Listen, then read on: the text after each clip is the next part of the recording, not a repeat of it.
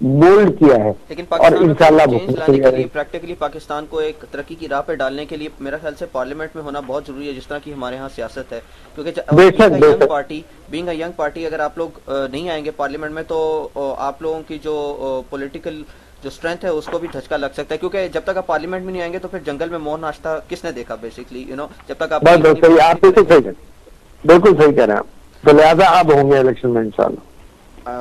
तो ये परसेप्शन लोगों का ठीक है कि इमरान खान जो है वो बहुत ज्यादा लचक नहीं दिखाते हैं, और लचक जो है वो सियासत में नाम ही लचक है। अच्छा, वो सियासत तो हमने करनी भी नहीं इतनी लचक है कि वो पूरा नाच ही है लचक कम है, वो नाच ज्यादा है, तो वो सियासत तो हमने करनी नहीं। मगर यकीनन इंशाल्लाह हम वो लचक, देखो एक है लचक विजन के अंदर, है ना, विजन के अंदर लचक नहीं होनी चाहिए। Strategy to achieve that vision के अंदर तो हो सकती है, मगर विजन के अंदर ये फर्क रहना चाहिए कि अगर हमने अपने विजन के अंदर लचक पैदा कर दी तो जिस रास्ते से हम घुस कर आएंगे ना, तो उस रास्ते के अंदर हम खुद इतने गंदे हो चुके होंगे कि वो फिर फर्क नहीं आएगा। तो लिहाजा अल्लाह का एक बहुत बड़ा एहसान है कि इंटेग्रिटी के एतबार से पाकिस्तान तहरीक इंसाफ पर नजर है और ग्रास रूट्स में अब पहुंच गई है। अब आप ये देख लो कि रेस्टोरेशन ऑफ जुडिशरी हो, कोई भी इशू हो, हमारे वर्कर्स जो है वो सड़क पर नजर आते हैं आपको, बहुत बड़ी बात है ना।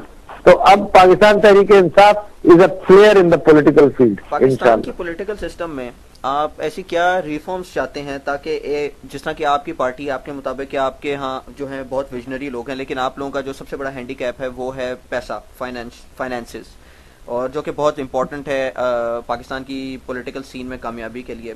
तो पाकिस्तान में ऐसी क्या पॉलिटिकल रिफॉर्म्स होनी चाहिए कि कोई भी पार्टी, चाहे वो पाकिस्तान तहरीक इंसाफ हो या कोई भी पार्टी हो, जो कि विजनरी लोगों पे हो, लेकिन जिसमें वडेरे और जागीरदार और पाकिस्तान की लूट मार का पैसा ना हो, वो लोग किस तरह से जो है फिर पॉलिटिकल पाकिस्तान का जो स्ट्रक्चर है उससे फायदा उठा के जो है वो पाकिस्तान के लोगों पे हुकूमत करके उसे तरक्की की राह पे गामजन कर सकते हैं और वो पैसे की वजह से मार ना खाएं। ऐसी क्या पॉलिटिकल रिफॉर्म्स आप सजेस्ट करते हैं कि देखिए, मैं दो तीन बातें आपसे बड़ी क्लियरली कहना चाहता हूँ, और मैंने एक प्रेस में ये बात रखनी थी, सिर्फ इस वजह से नहीं रखी कि इस वक्त क्राइसिस जो है दूसरे इतने सारे। एक तो इंतखाबात के हवाले से हम आपसे दो तीन बातें आपके सामने रखना चाहते हैं। आईडी कार्ड की मौजूदगी जो है वो कंपल्सरी कैफियत बनी नहीं है अभी तक। अच्छा, बनी कैसे नहीं है? आईडी कार्ड हर मर्तबा जुडिशरी जो है, लोग कहते हैं जुडिशरी के सामने जाकर कि जी मेरे पास आईडी कार्ड नहीं है। जब मेरे पास आईडी कार्ड नहीं है तो आप मुझे इलेक्शन से अलग कैसे रख सकते हैं? ये हुकूमत की जिम्मेदारी थी कि आईडी कार्ड रखे। पाकिस्तान का आईन ये कहता है कि आप मुझे वोट देने से रोक नहीं सकते। अच्छा, अगर आईडी कार्ड सबके पास नहीं है तो जुडिशरी ये फिर छूट देती है कि बगैर आईडी कार्ड के भी आपको वोट एक्सेप्ट करने पड़ेंगे। अच्छा, लिहाजा मैं आपके सामने ये बात रखना चाहता हूं कि बड़ी माइनर कॉस्ट में बांग्लादेश ने 8 करोड़ लोगों के आईडी कार्ड्स बनाए, इलेक्शन कार्ड्स बनाए, तस्वीर के साथ इलेक्टोरल रोल्स बनाए तस्वीर के साथ। बांग्लादेश जैसे मुल्क ने that entire cost was $70 million.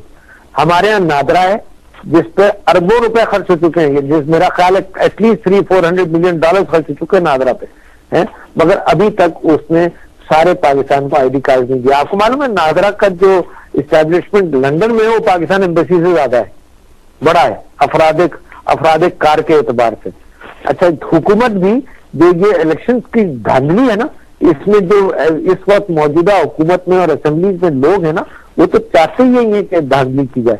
Videos मौजूद हैं, आपने तो देखे ही होंगे पिछले इलेक्शंस के कि जब मोहरें लगाई जा रही हैं, वीडियोस मौजूद हैं और जुडिशरी ने कोई एक्शन नहीं लिया उसके ऊपर। तो लिहाजा मैं ये बात रखना चाहता हूं और मैं इंशाल्लाह प्रेस कॉन्फ्रेंस करूंगा कि आईडी कार्ड का कंपल्शन आज आप तय करेंगे तो 2 साल के अंदर यकीनन NADRA will come up to that level कि every person will have an ID card. एक बात यहां से शुरू करना है ना हम बात को। दूसरी बात मैं आपसे कह रहा हूं कि इंडिया अपने इलेक्शन स्टैगर्ड करता है, 6-7 दिन में करता है, एक दिन में नहीं करता।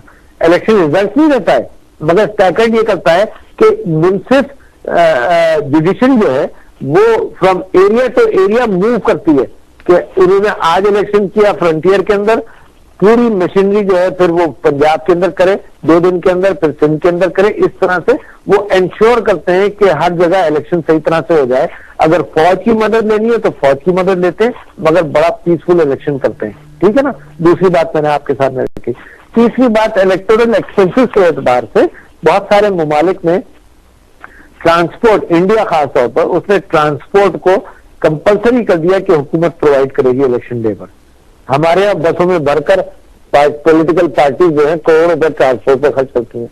तो बहुत सारी रिफॉर्म्स हैं जिसकी जो हम समझते हैं कि जरूरी होंगी और मुनसिफाना इलेक्शन की तरफ जाएंगी। 100% फेयर इलेक्शन नहीं होंगे, मगर अगर 70% भी इलेक्शन हो जाए ना तो ये स्टेटस को पाकिस्तान का बदल जाएगा। गवर्नमेंट जो है वो इस तरह की पॉलिटिकल पार्टीज को में जो है वो फाइनेंशियली किस तरह से मदद कर सकती है? देखिए, गवर्नमेंट को फाइनेंशियली तो हम इन्वॉल्व नहीं करना चाहते, क्योंकि गवर्नमेंट ने पिछले दिनों आपने पढ़ा होगा दोबारा IGI का स्कैंडल निकला जिसके अंदर हुकुम फौज ने पैसे दिए पार्टी बनाने के लिए है। तो वो गवर्नमेंट का इन्वॉल्वमेंट पॉलिटिकल पार्टीज के एतबार से फंडिंग हो या ISI टाइप की इंटेलिजेंस हो, ये बड़ी खतरनाक है।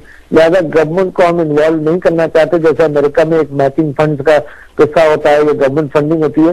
पाकिस्तान की हुकूमतें अभी इतनी मैच्योर नहीं हुई है कि वो फेयरली इस इंतजाम को रख सके। तो गवर्नमेंट को हम कभी इन्वॉल्व नहीं करना चाहते, मगर हम फेयरनेस जरूर चाहते हैं। अगर आज पाकिस्तान तहरीके इंसाफ को हुकूमत दे दी जाए तो वो ऐसा क्या मुख्तलिफ करेगी आज की हुकूमत से के, और वो किन मसलों को एड्रेस सबसे पहले करने की कोशिश करेगी?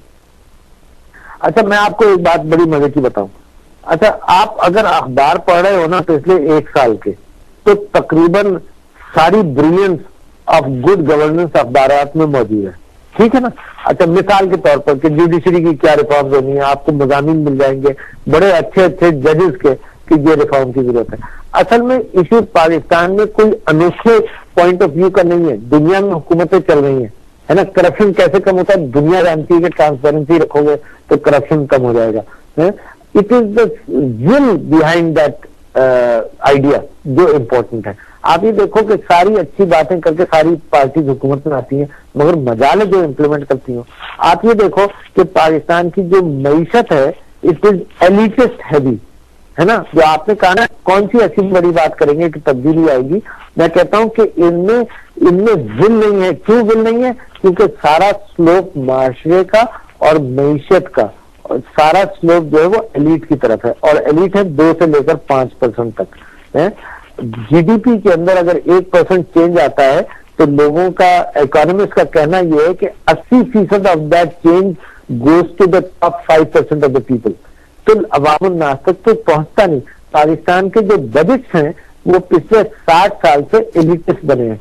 इनकम टैक्स नहीं लग रहा सही, वेल्थ टैक्स नहीं लग रहा, अब पैसे वालों पर टैक्स नहीं लग रहा, और इनडायरेक्ट टैक्सेशन पेट्रोल के जरिए, GST के जरिए इनडायरेक्ट टैक्सेशन का भरमार है जो गरीब को टैक्स करता है। अगर पेट्रोल पर टैक्स बढ़ता है तो एलिटिस्ट मुझ जैसे पढ़े लिखे लोगों पर इसका 1% असर होता है महीने की अखराजात के एतबार से। एक गरीब आदमी का 10% असर होता है। तो आप गरीब को टैक्स कर कर अमीर की तिजोरी भर रहे हैं। अभी तक सारी पॉलिसी बनती है इस बुनियाद पर कि इंडस्ट्री को प्रमोट करो, यकीनन बननी चाहिए। टेक्सटाइल को प्रमोट करो, यकीनन प्रमोट होना चाहिए, मगर एक पॉलिसी गरीब के थ्रू तो बने। यानी अगर फर्स्ट कीजिए पाकिस्तान तहरीक इंसाफ आएगी तो हमने अपनी CC में डिस्कशन किया है कि इकोनॉमिस्ट तो ये कहेगी कि तुम नीचे से सोचो, ऊपर से मत सोचो। ये मत कहो कि इंडस्ट्री लगेगी तो 10 साल के अंदर रोजगार मिलेगा। तुम नीचे से बात करो कि आज गरीब का हाल कैसे बेहतर होगा, आज वो मुल्क का स्टेक होल्डर कैसे बनेगा। आज तालीम शुरू करोगे, और फैसल तालीम का खेल तो 5 साल का है। यानी अगर 5 साल आप तालीम पर खर्च कर दें तो मैं कहता हूं पाकिस्तान के अंदर बहुत बड़ा इंकलाब आ जाएगा। जो मिडिल पर छोड़ता है वो BSc पे छोड़ेगा, जो BSc जो इंटरमीडिएट करता है वो PhD लेवल तक जाएगा।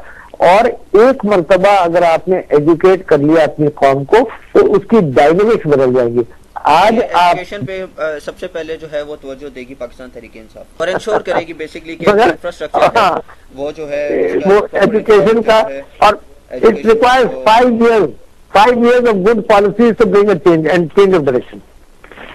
फ्यूडलिज्म एक बहुत बड़ा प्रॉब्लम है हमारे मुल्क का, उसको पाकिस्तान तहरीक इंसाफ किस तरह से एड्रेस करने का इरादा रखती है?